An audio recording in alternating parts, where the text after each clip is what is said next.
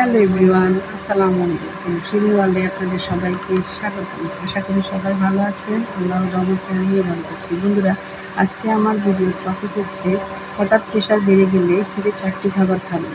বন্ধুরা, অনিয়মিত জীবনযাপন, অতিরিক্ত মানসিক চাপ, অতিরিক্ত টেনশনে আমাদের এই ব্লাড প্রেশারটা বেড়ে যায় বা উচ্চ রক্তচাপ বেড়ে যায়। হাতের কাছে এই 4টি খাবার থাকলেই আমাদের প্রেশার অনেকটা নিয়ন্ত্রণে চলে আসে। তাহলে চলুন বন্ধুরা, জেনে যাক কোন কোন খাবার আমরা খেলে আমাদের প্রেশার নিয়ন্ত্রণে থাকবে। 1 নম্বরে আমি যে খাবারটার কথা বলবো তা হচ্ছে কুমড়ো বীজ। আমরা অনেকে আছি কুমড়ো খেয়ে ফেলি, কিন্তু কুমড়োর বীজটা আমরা ফেলে দিই। এই কুমড়োর বীজ রয়েছে অনেক পুষ্টি গুণাগুণ। এই কুমড়োর বীজ আপনার উচ্চ রক্তচাপ নিয়ন্ত্রণে রাখতে সাহায্য করে বা প্রেশার নিয়ন্ত্রণে রাখতে সাহায্য করে। 2 নম্বরে হচ্ছে টমেটো। টমেটোতে রয়েছে পটাশিয়াম, লাইকোপেন, হৃৎপিণ্ডের জন্য খুবই ভালো। এই টমেটো আপনার প্রেশার নিয়ন্ত্রণে রাখতে সাহায্য করে। 3 নম্বর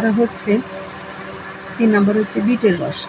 বিটের মতো উপকারী সবজি আমাদের খুবই কমই আছে। এই বিটের রস আপনার প্রতিদিন খাদ্য তালিকায় রাখতে পারেন। যদি হঠাৎ আপনার প্রেশার অতিরিক্ত মাত্রায় বেড়ে যায় তাহলে 250 মিলি বিটের রস আপনি খেতে পারেন।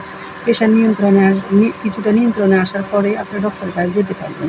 4 নম্বরে আমি যে কথাটা বলবো সেটা হচ্ছে টক দই বা তেঁতুলের রস। বন্ধুরা, এই টক দই বা তেঁতুলের রস যদি আমরা খাই তাহলে আমাদের প্রেশার নিয়ন্ত্রণে থাকবে। হঠাৎ আমাদের প্রেশার বেড়ে গেলে মুরব্বীরা বলে 1 গ্লাস তেঁতুলের রস খাওয়ার জন্য, তখন এই তেঁতুলের রস আমাদের খুবই উপকারী আসে।